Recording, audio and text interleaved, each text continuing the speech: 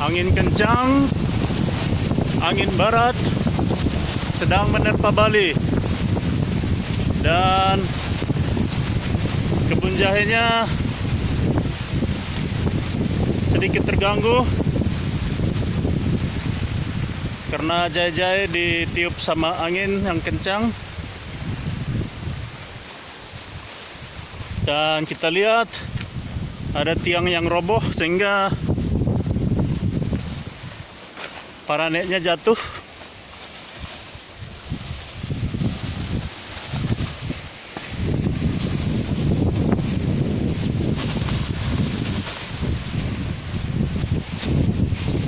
Ini sangat berbahaya untuk jahe karena akan mematahkan batang-batangnya.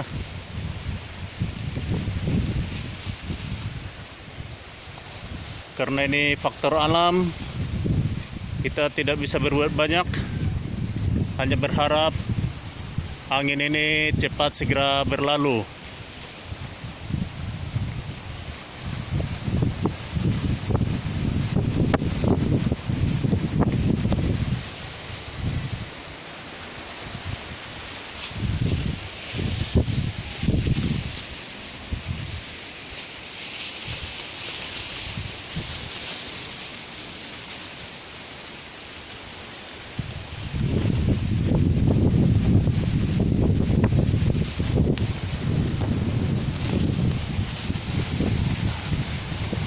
Pohon pisang yang di sampingnya sudah roboh.